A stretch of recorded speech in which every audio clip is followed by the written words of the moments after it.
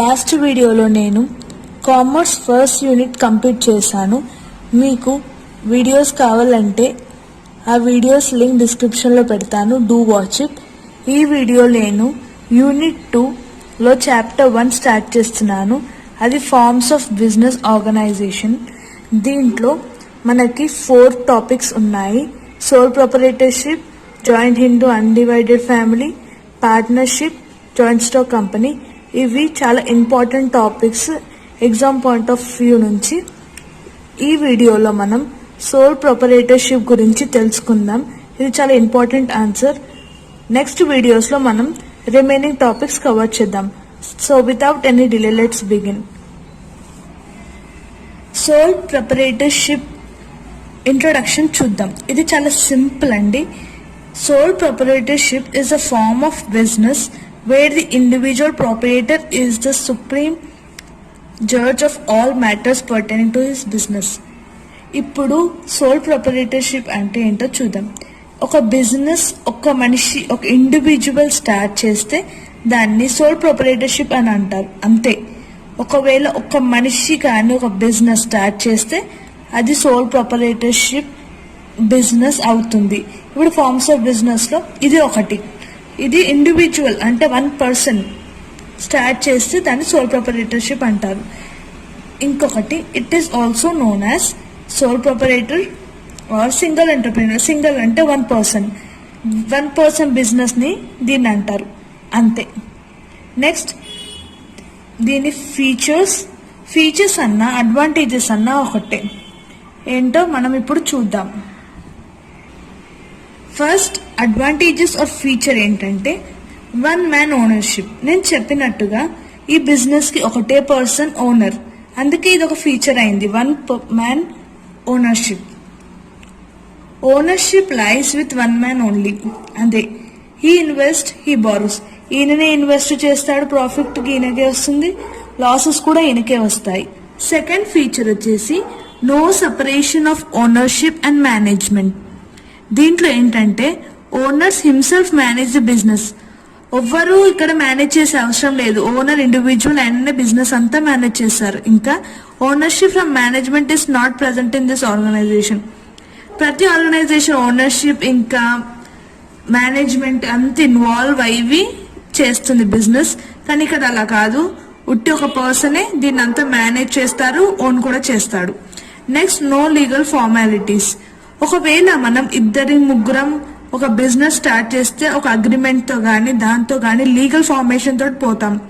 కానీ ఇక్కడ a legal formation అవసరం లేదు. ఉట్టి ఒక బిజినెస్ స్టార్ట్ చేయడానికి ఒక లైసెన్స్ మాత్రం తీసుకున్నా చాలు. నెక్స్ట్ పాయింట్ వచ్చేసి షేరింగ్ ఆఫ్ ప్రాఫిట్ షేర్ ఒక్కడికే అవుతుంది. ఎందుకంటే ఇది ఒక 1 మ్యాన్ ఓనర్షిప్ అని ముందే చెప్పాను. అందుకే 1 person is sole owner of the business. He bears. Profit వచ్చినా ఈయననే బేర్ చేస్తాడు, లాసెస్ వచ్చినా ఈయననే బేర్ చేస్తాడు. నెక్స్ట్ పాయింట్ వచ్చేసి అన్లిమిటెడ్ లయబిలిటీ. అన్లిమిటెడ్ లయబిలిటీతో in case of loss his personal assets can be utilise to pay liability. ఒకవేళ ఈయన లాస్ అయిపోయింది అనుకో, ఆయన పర్సనల్ ప్రాపర్టీ ఉంటే దాన్ని బిజినెస్ లో మళ్ళా వేసి ఆ కంపెనీకి ప్రాఫిట్ తేవచ్చు.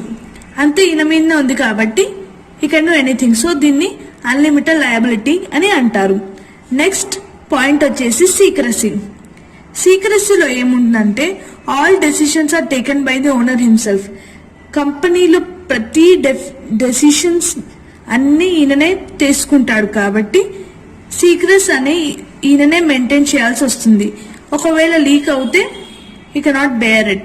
So he has to maintain secrecy of businesses.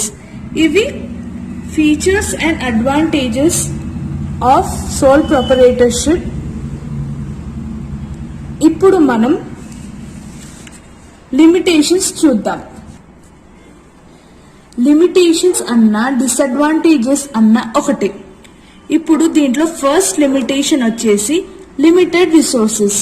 The resources of sole proprietorships are limited and he can raise ఒకవేళ ఒక పెద్ద కంపెనీ అయితే ఒక 10-30 మెంబర్స్ ఓనర్స్ ఉంటే క్యాపిటల్ అంటే మన బిజినెస్ కి పెట్టే మనీ కానీ ఎక్కువగా ఉంటుంది. కానీ ఇక్కడ మనీ క్యాపిటల్ పెట్టేది కూడా తక్కువనే, ఒక మనిషి ఎంత పెట్టాలో అంత పెడతాడు, మళ్ళీ ఆయన వాడే రిసోర్సెస్ కూడా లిమిటెడే ఉంటాయి. సో దీని ఒక డిసడ్వాంటేజెస్ అయింది వాళ్ళకి, సోల్ ప్రొపరేటర్షిప్ కి ఇది ఒక డిసడ్వాంటేజెస్ అని చెప్పవచ్చు. Next unlimited liability. ఇప్పటిదాకా చెప్పినట్టు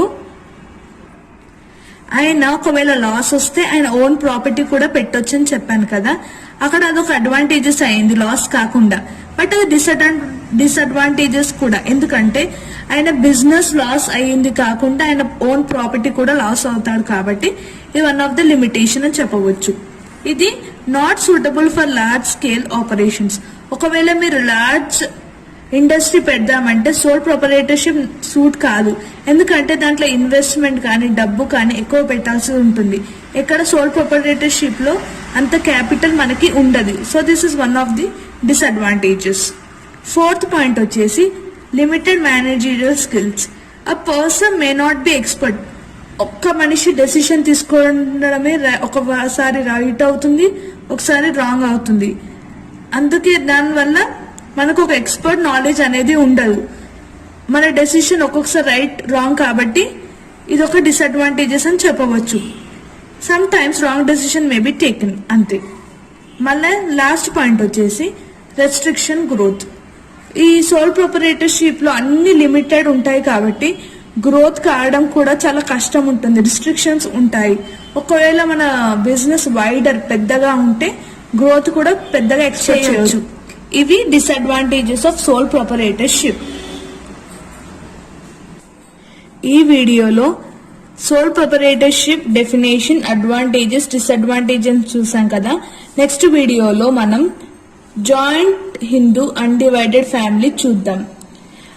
వ్యూయర్స్ లో చాలా మంది మీరు ఎకనామిక్స్ లెసన్స్ కూడా స్టార్ట్ చేస్తారా అని అడిగారు. సో నేను నెక్స్ట్ వీడియోస్ లో inter first year economics lessons కూడా స్టార్ట్ చేయబోతున్నాను. So stay tune. Thank you for watching.